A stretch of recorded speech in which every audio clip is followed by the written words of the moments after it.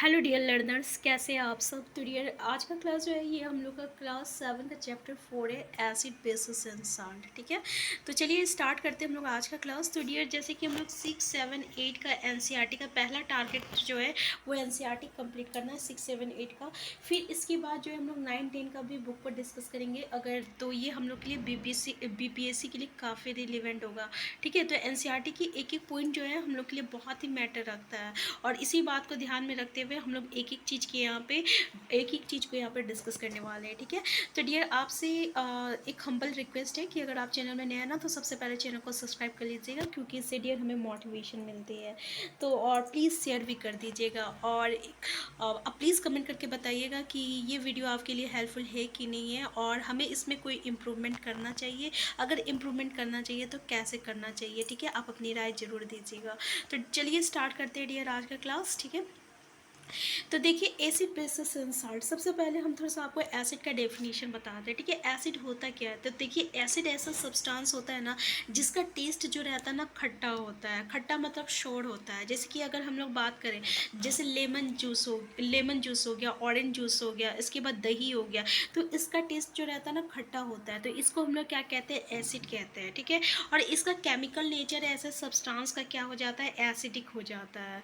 ठीक है, तो समझ में आ गया एसिड क्या है। ये जो एसिड वर्ड है ना डियर, ये आपका लैटिन वर्ड एक्यर से मतलब कि बना हुआ है और इसका मतलब क्या होता है, खट्टा होता है। ठीक है, तो जो एसिड रहता है इस सब्सटेंसेस में वो कैसा एसिड होता है, नेचुरल एसिड। देखिए नेचुरल एसिड कहने का मतलब क्या है, नेचुरल एसिड मतलब कि जो एसिड हम लोगों को नेचर से मिल रहा है। अगर आप लेमन जूस की बात करते हैं तो ये लेमन जूस कहाँ से मिल रहा है, ये नेचर से दिया हुआ है। तो ये कैसा एसिड हो गया, ये आपका नेचुरल एसिड हो गया। अगर हम बात करते हैं आपका कर्ड का, ठीक है ना, इसके अलावा अगर जो इमली में जो खट्टापन होता है, ठीक है ना, जो इमली में खट्टापन होता है, जो अंगूर में है, जो ये सब जो भी है ना, ये हम लोग को नेचर से मिल रहा है। तो ये आपका नेचुरल एसिड हो गया। ठीक है, नेक्स्ट है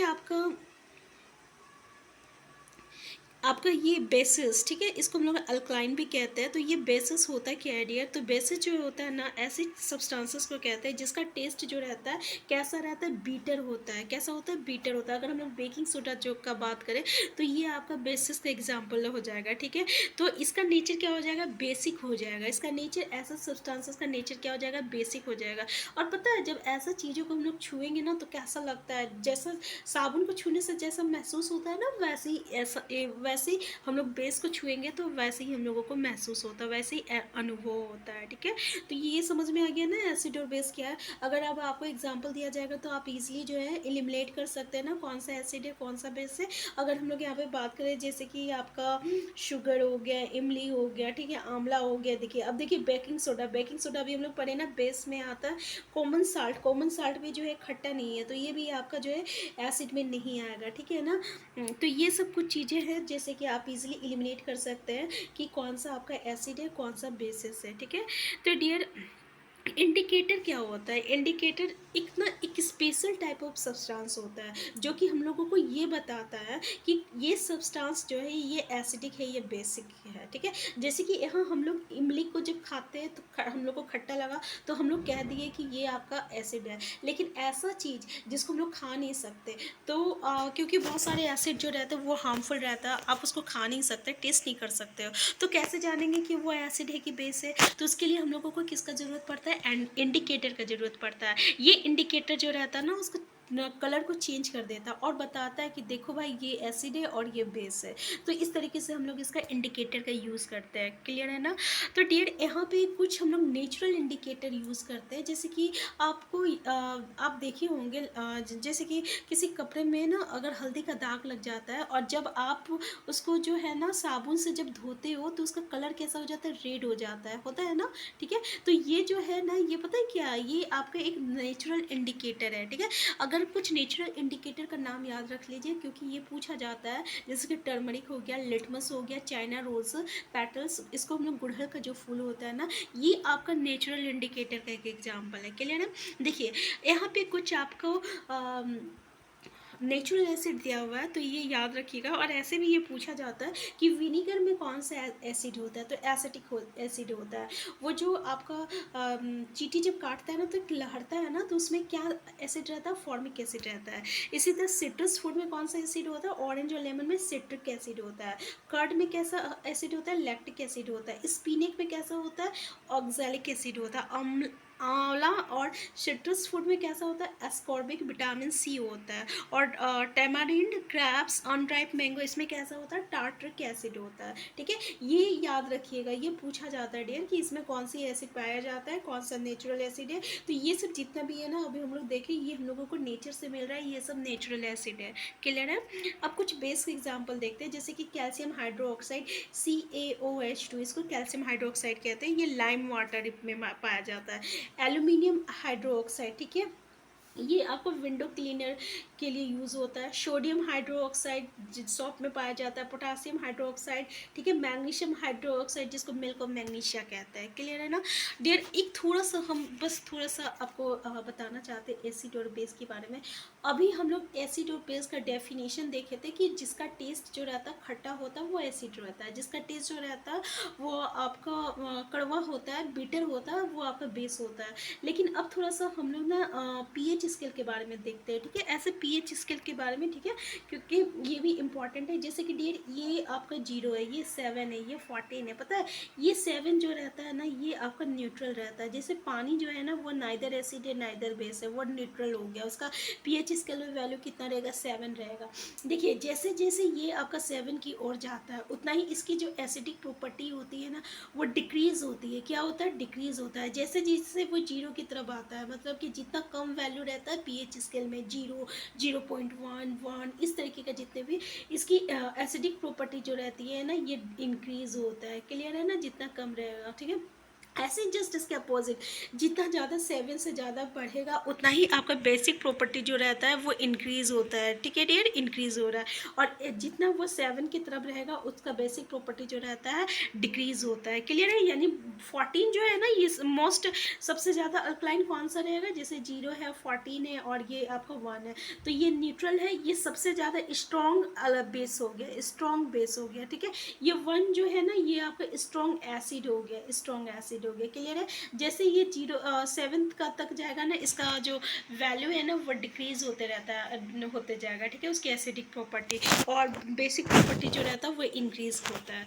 एक ये समझ में आ गया। अब दूसरा बात हम ये बताना चाहते हैं कि जैसे पीएच स्केल में 7 है, 0 है और यहाँ 14 है। पता है जिसमें हाइड्रोजन आयन का कॉन्सेंट्रेशन रहता है ना, उसको हम लोग क्या कहते हैं, एसिड कहते हैं। ठीक है, और जिसमें हाइड्रोक्सिल आयन का कॉन्सेंट्रेशन रहता है उसको हम लोग क्या कहते हैं, बेसिस कहते हैं। क्लियर है ना, उसको क्या कहेंगे डियर, हम लोग बेसिस कहते हैं। जैसे कि अभी आपका अभी हम लोग जस्ट पढ़े थे ना 0, 7, 14। ठीक है, तो देख लीजिए इसमें हाइड्रोजन आयन कॉन्सेंट्रेशन जैसे जैसे 7 की ओर बढ़ेगा इसका हाइड्रोजन आयन कॉन्सेंट्रेशन डिक्रीज होगा। क्यों, क्योंकि यहाँ पे एसिडिक प्रॉपर्टी डिक्रीज हो रही है। जितना कम पीएच स्केल में वैल्यू रहेगा उतना ही ज़्यादा हाइड्रोजन आयन कॉन्सेंट्रेशन रहेगा। ठीक है, क्योंकि उसमें एसिडिक प्रॉपर्टी ज़्यादा है। जितना ही ज़्यादा आपका पीएच स्केल में वैल्यू बढ़ेगा, 14 की तरफ जाएगा, उतना ही हाइड्रोक्सिल आयन का कॉन्सेंट्रेशन बढ़ेगा, क्योंकि आपका जो बेसिस रहता है वो हाइड्रोक्सिल आयन कंटेन करता है। ठीक है ना। अभी हम लोग देखिए जैसे कि आपका HCl, ठीक है, ये कौन सा एसिड हो गया, इसमें हाइड्रोजन आयन का कॉन्सेंट्रेशन हो गया। ठीक है ना, तो ये आपका एसिड है। अगर हम लोग यहाँ पे देखिए तो ना कैल्शियम हाइड्रोक्साइड CaOH2, ये कैल्शियम हाइड्रोक्साइड है, देख लीजिए, तो इसमें हाइड्रोक्सिल आयन का कॉन्सेंट्रेशन है। उसी तरह अमोनियम हाइड्रोक्साइड में भी आपका हाइड्रोक्सिल आयन का कॉन्सेंट्रेशन है। सोडियम हाइड्रोक्साइड में भी हाइड्रोक्सिल आयन का कॉन्सेंट्रेशन है। तो ये क्या हो गया, बेसिस हो गया। क्लियर है ना डियर। तो ये एसिड बेस, तो ये कभी कभी जो है एग्जाम में पूछ लिया जाता है, तो ये याद रखना जो है ज़रूरी है। ठीक है, अब देखिए नेचुरल इंडिकेटर। अभी हम लोग नेचुरल इंडिकेटर का बात किया था ना कि कुछ लिटमस जो है एक तरह का नेचुरल इंडिकेटर है, जो कि किससे निकलता है, तो ये हम लोग लिचिन्स से जो ना एक्सट्रैक्ट करते हैं, निकालते हैं। ठीक है ना, ये हम लोगों को ये बताता है ना कि ये कोई भी सब्सटेंस जो है वो एसिडिक है या बेसिक है। ठीक है, क्योंकि ये क्या करता है, turns red and when added to a basic solution. देखो किसी भी एसिडिक सॉल्यूशन में हम लोग डालेंगे तो ये क्या कर देगा, उसका कलर को रेड में चेंज कर देगा। ठीक है, जब हम लोग किसी व्हेन एडेड टू ए यहाँ पे क्या होता है ना, अगर हम लोग किसी भी एसिडिक सॉल्यूशन में अगर लिटमस को डालेंगे तो पता है उसका कलर रेड हो जाएगा। अगर कलर रेड हो जाएगा तो वो कैसा सॉल्यूशन है, एसिडिक सॉल्यूशन है। अगर किसी का सॉल्यूशन का कलर वो जो है ना ब्लू कर देता है, अगर किसी लिटमस किसी बेसिक सॉल्यूशन में डालेंगे तो उसका कलर कैसा करेगा, ब्लू में चेंज कर देगा। ठीक है, ब्लू में चेंज कर देगा। तो आपको याद रखना है कि अगर एसिडिक सॉल्यूशन में हम लोग ऐड कर रहे हैं तो कलर जो रहता है लिटमस जो है उस सॉल्यूशन का कलर को रीड कर देगा। अगर हम लोग किसी बेसिक सॉल्यूशन में ऐड कर रहे हैं तो उसका कलर को क्या कर देगा, ब्लू कर देगा। ठीक है, क्लियर है ना। तो ये ना आपका लिटमस पेपर के रूप में भी पाया जाता है। ठीक है, तो वो आपका रेड लिटमस और ब्लू लिटमस पेपर में अवेलेबल रहता है आपका लिटमस। ठीक है, ये नेचुरल इंडिकेटर रहता है। कैसा इंडिकेटर रहता है डियर, नेचुरल इंडिकेटर रहता है। क्लियर है ना।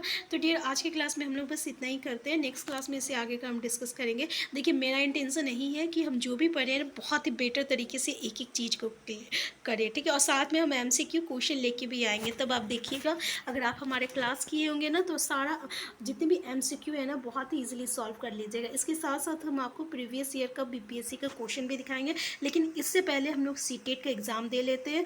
उस मतलब दे लीजिए, उसके बाद जो है नेक्स्ट टाइम से BPSC का उस पर तुरंत हम आपको उसका क्वेश्चन दिखाएंगे और आपको प्रूफ देंगे कि कैसे आपको क्वेश्चन जो रहता है NCERT से पूछा जाता है।